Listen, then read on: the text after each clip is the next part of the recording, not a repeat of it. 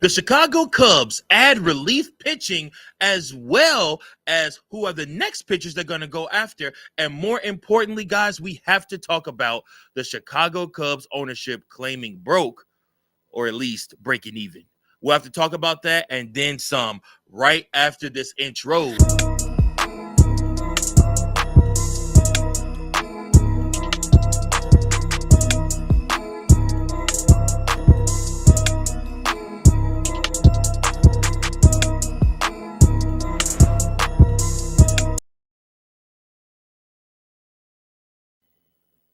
C3 fam, what's going on, guys? Super excited to be back with you for another episode of Chicago Cubs Central, right here on the C3 Network, Chi-Town Sports Central Network. C3 fam, appreciate all of you for tuning in. Remember, guys, I want to hear from you. Of course, we want you to be a part of the show. We thank you so much for all of you who comment below on these videos, who get active, who share your thoughts, let your voices be heard. Again, this is the official voice of the Chicago Cubs fan. And guys, I can't do this show without you. Thank you so much for everybody that contributes, everybody that gets involved. Please like, share, comment below. And if you haven't subscribed, this is your first time on the channel, please go ahead and subscribe to the Chicago Cubs Central. We have so much planned. Once the season gets started, we're going to do live calls. We're gonna do in-game stuff. We're gonna do interviews. We're gonna do all different types of things coming up. We have a big 2025 season planned, and more importantly, guys, we're just here to talk Chicago Cubs. With that being said, there was an episode that came out yesterday that received a lot of negative criticism due to the language used and the different things that were said. And as the host of this show, I do not take it lightly, the fact that I am representing the Chicago Cubs fan base, representing all of you, more importantly, representing the Chi-Town Sports Central Network also. And so when I have guests on or when I have people on, it is my duty to make sure that we represent the channel right, I represent myself right, and I represent Chicago Cubs fans in general right. So like I said, I want to first and foremost apologize. That's on me. If anybody was offended by the comments made in yesterday's episode, the episode has since been taken down. I apologize. Like I said, and I hold myself to a standard, and I understand all of you as well hold me to a standard of bringing you great Cubs content day in, day out, week in, week out, and that is my plan. So with that being said, again, I apologize. We will move forward, and moving forward, we will be better. And we're going to bring you great Cubs content that's family friendly as well as Cubs fan friendly. Like I said, unless I have a crash out for the Chicago Cubs losing like 80, 90 games, then it might get bad. But I'll just bleep out everything that I might say. But moving forward, like I said, we want to create content that is family friendly content. And this is a safe space for everybody where you can listen around kids, children, and everybody. So, again, that's my apologies. Moving forward, we will be better on the network with that and here on this channel especially. Thank you guys for understanding, and hopefully we can move forward together. And again, like I said, like, share, subscribe, because I'm bringing you all the best Chicago Cubs content. Now, moving forward from that, I do have a big announcement. The Chicago Cubs make a deal, sign a reliever. The Chicago Cubs whiffed on Tanner Scott. And like I said, he did end up signing with the Dodgers. What was crazy is it's being reported that Tanner Scott actually did want to sign with the Chicago Cubs. He had every intention on signing and being a Chicago Cub. However, the Chicago Cubs would not come off some of the money that he wanted and some of the years that he wanted. And then closer to after the Cubs found out that he was intended to sign with the Dodgers, then they tried to offer him more money and more years. And of course, like I said, the Chicago Cubs whiffed on Tanner Scott. He had already committed to the Dodgers and was ready to sign with them. So Tanner Scott could have been a Chicago Cub. However, they could not come together on years and dollars. Surprise, surprise, right? We'll talk about that in a little bit when I go into what Ricketts had to say. But From this, again, like I said, to me, it just amazes me that, the Chicago Cubs had an opportunity to get Tanner Scott. He wanted to be a Chicago Cub. He was ready to sign with the Cubs. He wanted to come and be the Cubs closer. More than likely would have been his position for the team. And of course, the Chicago Cubs whiff on that. Now, moving forward, we got the Tanner Scott stuff out. We bemoan the fact that the Dodgers get everybody that they want when they want them. I mean, it just is what it is. I mean, it's hard to see the Dodgers not three-peating the next 3 years. It's going to take a hell of a team with great pitching and some guys on the Dodgers. God forbid, I'm not wishing nobody get injured, but it's going to take something like that for the Dodgers not to win the next two, at least, World Series. But the Chicago Cubs did go ahead and make a move. The Chicago Cubs and right-hand pitcher Trevor Richards have agreed on a minor league deal. Richards, 31, pitched to a 4.55 ERA in 65 innings and 1/3 with the Blue Jays and the Twins last season. As far as minor league deals go for the Chicago Cubs, this is another really strong deal for the Cubs. Richards, 31, is a longtime big league reliever. He's been to multiple teams, pitched for multiple different teams. And again, he has seen success on some teams, and on other teams, he has floundered. Obviously, by that 4.55 ERA that he posted last season. But this is, once again, another one of those moves that could potentially work out for the Chicago Cubs. Again, he signed to a minor league deal. So, I mean, it's not a lot of money going out on that. And it is an opportunity for them to add somebody else, call them up to the big leagues, should he be ready or should somebody get injured that is in our bullpen right now. So you lose a Luke Little or somebody like that. So, again, he is just somebody that you can add to the team. He's a vet. He's well-traveled, knows what he's doing in the bullpen, can come out and add extra relief. So we will just have to see what the Chicago Cubs decide to do with this. But let me know below, who else do you guys think the Chicago Cubs should go after as far as relief pitchers? Because I was looking at an article posted by Yard Barker where it said that they had 6 relief pitchers the Cubs should consider here since they missed out on Tanner Scott. So I'm going to go through this list with y'all and we'll talk about some of the people listed here. So Brooks Raley, he's a left-handed pitcher. He only pitched 8 games in 2024. He flies under the radar as part of the free agency class, but when healthy, he is a top left-handed relieving option. So again, the Chicago Cubs don't have much left-handed relief pitching as we speak right now. But again, he is somebody that could absolutely come in for the Cubs and give them some relief. Raley is familiar with the Chicago Cubs, having spent the 2012 and 2013 seasons with the organization. He made 5 starts in 2012. And then after that, he was claimed by the Minnesota Twins via waivers. So Raley spent most of his time in the minors. But in 2015, Raley had not seen MLB action and opted to venture to the KBO. And then in 5 seasons with the Lottie Giants, Raley reinvented himself and returned back to the MLB. That's something that got to be said for that. For the pitchers that do go over to the KBO and then come back and they are just dominant. Like I said, Raley is one of those guys that were able to do this. He had stops in Cincinnati, Houston, and Tampa Bay. And then he obviously had time in New York too.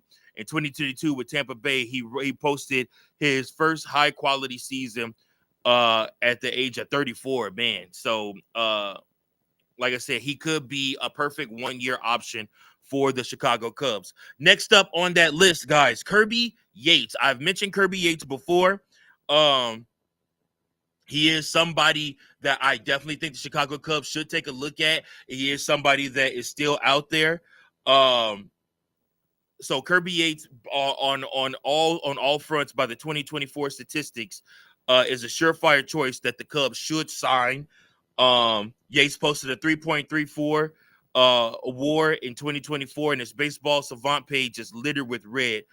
He's a great pitcher and had one of his best career seasons at the age of 37. Remember, guys, that when Jed Hoyer did his interview with David Kaplan, he talked a lot about the fact that he wanted to start adding some veterans too. He didn't just want a bunch of young guys on the team. We need guys that are veterans that know just how to be veterans and how to lead the younger guys and kind of show them how to be pros. So bringing somebody like Kirby Yates in not only looks like he could be a great pitching addition to your bullpen, but then he also, especially the back end of the bullpen, but then of course he also can turn around and kind of help some of these younger guys. I'm thinking about the Porter Hodges of the world, the Ben Browns of the world, guys like that, the young guys that are going to be coming and probably out of the bullpen, even somebody like a Jordan Wicks. I think about him too, coming out of the bullpen, and Yates will be able to help these guys. Yates relies heavily on a four-seam splitter combination to dominate his opposing hitters. He has a slider in his arsenal, but he rarely uses that pitch. But based on recent success, a one-year deal and with the second-year option is what you'll be looking at and giving somebody like a Kirby Yates in the neighborhood of $12 million. So, which obviously the Cubs can't afford that. So, I mean, I definitely think that's in the wheelhouse of what they should be doing. Then they brought up right-hand pitcher Kyle Finnegan. Obviously, like I said, most Cubs fans, I don't really need to go into too much detail about Kyle Finnegan because a lot of you have already said Kyle Finnegan is somebody that the Chicago Cubs should look at in pitching. I will go ahead and say that his WAR was under 1.00 last season with the Nationals, so that is definitely superb to do. Again, this is just another one-year deal. You'll probably look at offering him for probably around like $7 million. So just something to look at for that. Then, of course, there is Scott Alexander. And most of you would say, okay, Mike, who the hell is Scott Alexander? Well, he's another lefty that you should know about. He's 35 years old. He spent 2024 with the Oakland Athletics after 2 seasons on the other side of the bay in San Francisco. He's a very high ground ball pitcher, and he has a sinker, slider, change arsenal that plays perfectly with that. He does not throw hard, which we know the Cubs are in love with pitchers that don't throw hard. They want more more movement on the pitches versus them just out velocity. I don't know how to say it, I guess out the throwing guys out with velocity. In 2024, he had a 2.56 ERA over 45 appearances, but his underlying numbers told a different story. He had a 4.02 expected ERA, closer to his actual ERA in 2023. And so in 2023, Alexander had a 4.66 ERA, but a 3.61 expected ERA, and his underlying metrics were far better with San Francisco. So, I mean, again, he's a case of maybe good luck, bad luck type of pitcher, but he definitely deserves to have the Cubs give him a look. Obviously, his deal would come a little bit cheaper. And again, he would be somebody that you should look out for if you were looking for the Chicago Cubs to potentially make a move for somebody like that. Then we move on from there to right-hand pitcher David Robertson. I don't know if it was on X or one of the other central pages. I posted something about the Chicago Cubs potentially giving David Robertson a look. I can't tell you how many of you all sounded off on me and was like, Mike, we do not want to deal with David Robertson again. David Robertson, again, is another familiar face to this Cubs organization. He has had time with this organization before. Did not go well when he was with the Chicago Cubs. He just could not stay healthy. And again, like I said, it was just it didn't go great. It just didn't go great with him. So we'll see. He relies heavily on a cutter and a curveball, but can flutter in a slider, a changeup, and a sinker into his mix. Again, you're looking at somebody like David Robertson, roughly around $9 million could be what he gets in a deal. Now, I want to talk to you guys, and this is where we perk up a little bit. I want to talk to you guys about Carlos Estevez. So rumors are already swirling out there about Carlos Estevez and his recently increasing market. So many of the teams who missed out on Tanner Scott, including the Cubs, have pivoted to relievers like Estevez. So he's a former Angel and a former Philadelphia Philly. He posted a 2.45 ERA and 26 saves between the two franchises. And so now he's looking to potentially get a multi-year deal. This is the person I've seen a lot of Cubs fans come at me and say, whether it's through tweeting, whether it's through Instagram messages, or whether it's right here commenting below on the CCC. A lot of you want the Cubs to really take a hard look at Carlos Estevez and see if he could be the perfect fit for the Chicago Cubs team. So I need to know from you guys, but from the 6 pitchers I just listed below, who do you not want and who do you want, and how many years would you be willing to give that pitcher? How many years and what type of money and dollars would you be willing to give that pitcher? That is the question. I'm curious to see what you guys have to say about that. Like I said, because it is just it's one of those things where we are looking heavily at pitching, especially back of the bullpen pitching. That is what the Cubs have needed.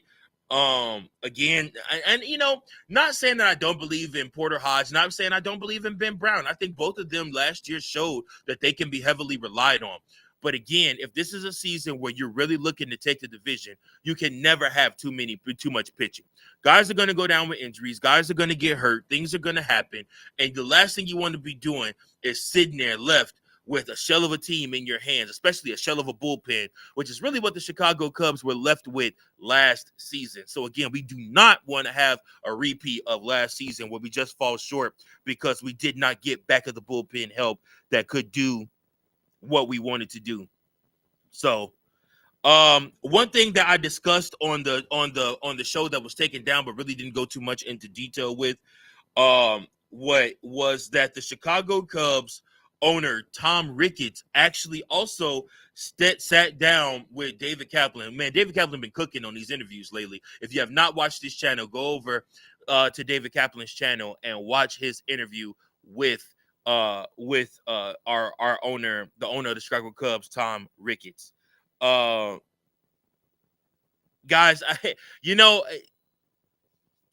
I don't really know what to say. It brings a lot of shock my way. It brings a lot of hard feelings and anger my way when it feels like my intelligence is being insulted.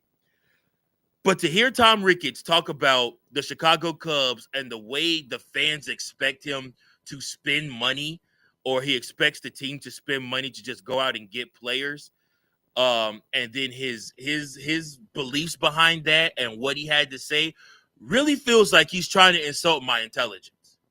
It really feels like he thinks like we just don't know baseball, or we just don't understand numbers, or we just don't understand, the math behind what it takes to build a good team.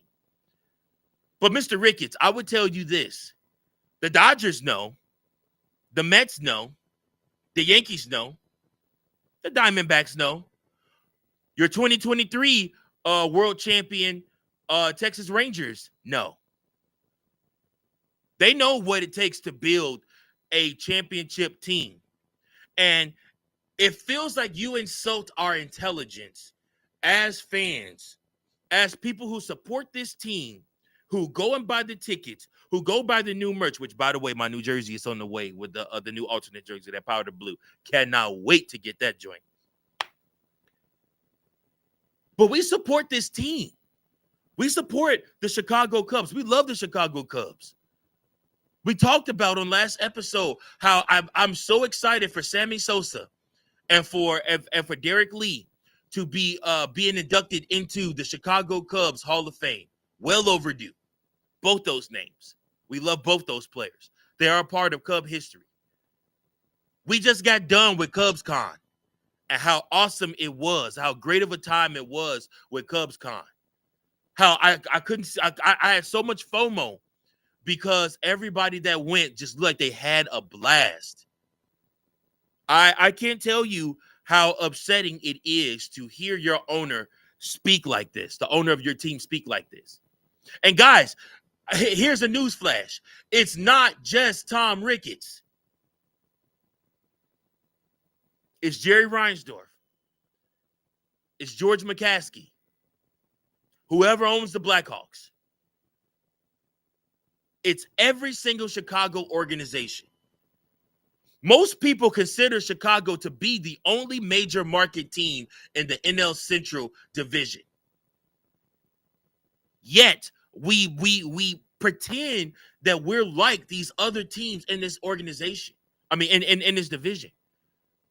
The Cardinals are literally tearing everything down, burning it to the ground. Milwaukee traded off key assets that helped them win last year.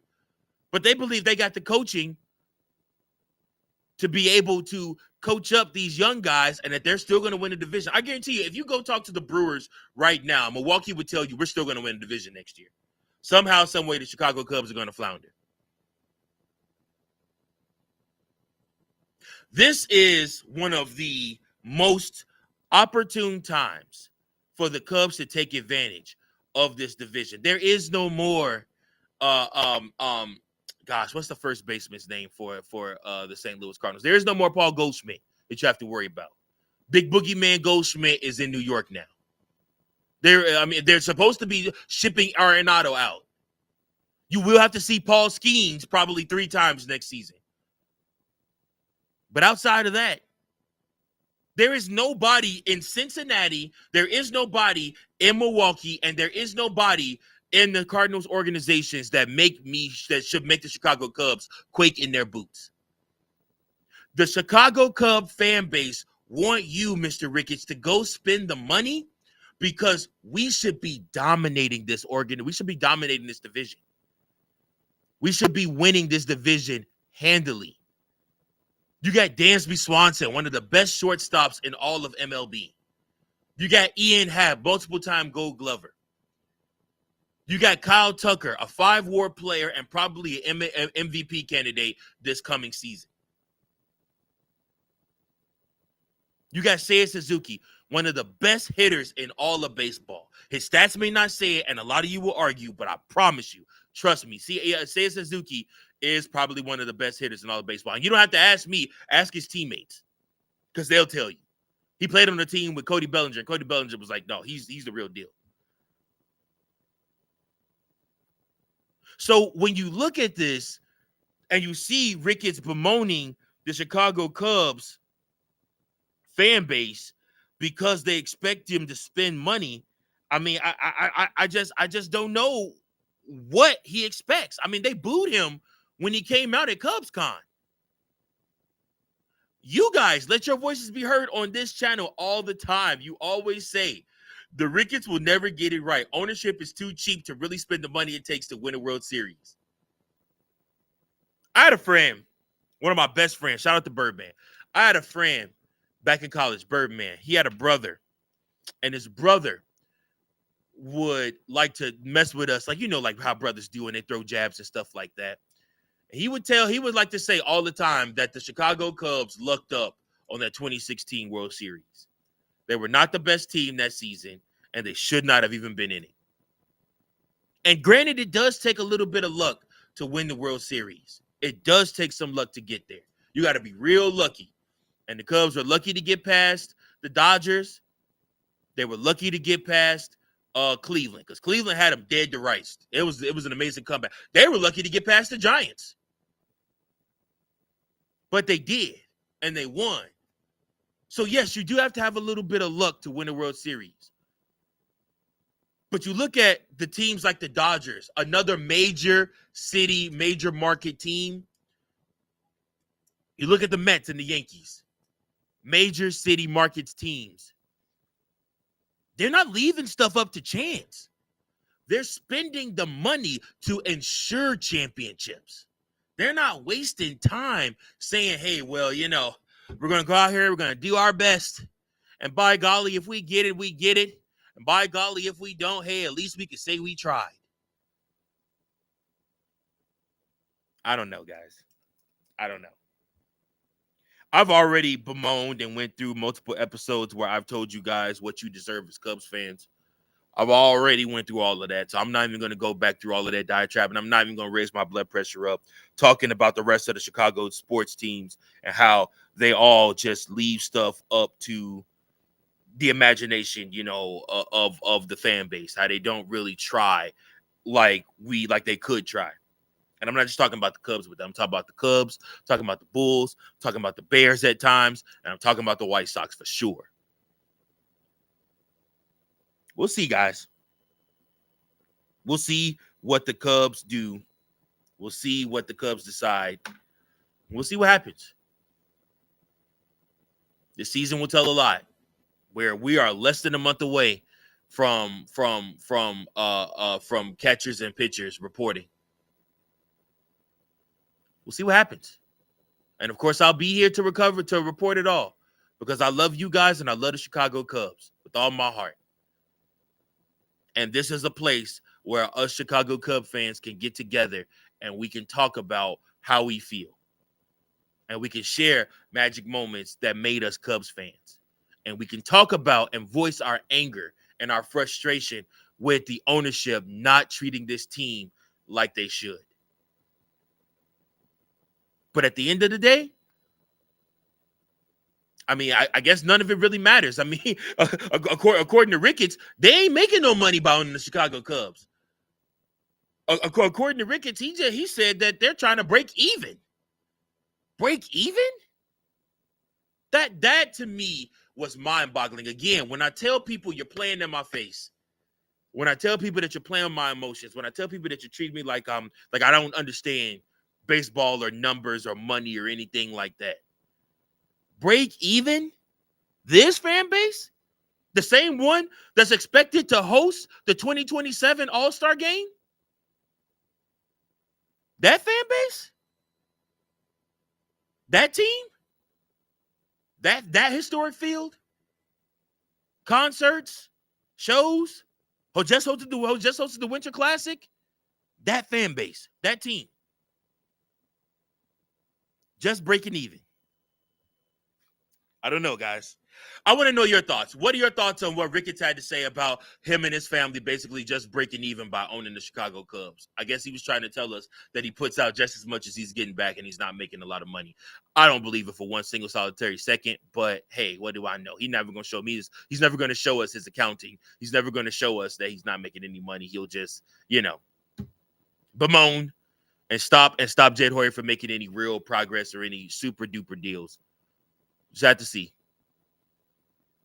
But that's my time for today. Again, guys, I appreciate all of you. If you made it to the end of this video, once again, go ahead and hit that like button. Please, please, please. Also hit that share button. Also leave me a heart in the comments. I appreciate all of you guys. Guys, I want to do some fun stuff with you too. I want to get some I really want to do like a raffle or whatnot, like a beginning of the season raffle. What would you guys want as Cubs fans for, like, for cool raffle stuff? I mean, would you guys want some merch? I was thinking about getting some Chicago Cubs Central merch, obviously made where, like I said, you guys can rock that. Obviously maybe just buying some Chicago Cubs merch, that we could give away as well on the channel for people that like, share, and subscribe. If you guys have ideas, shoot me those ideas at chicagobaseballcentral@gmail.com, or you guys can comment just below what you guys think. But also, I need you guys to comment and let me know what you think about what Tom Ricketts had to say. Also, I need you to let me know, comment below, and let me know what you guys think about the 6 pitchers that I listed the Chicago Cubs should be in on. And then, of course, last but not least, I need you guys to comment below and tell me what you guys think about Tanner Scott potentially wanting to come to the Chicago Cubs, but just was not able to get that money right. So, again, let me know. Let me know what you guys think below. I appreciate you guys so much. Like I said, we move forward, we move onward. Please stay rocking with your boy. We are going to continue to give you great content.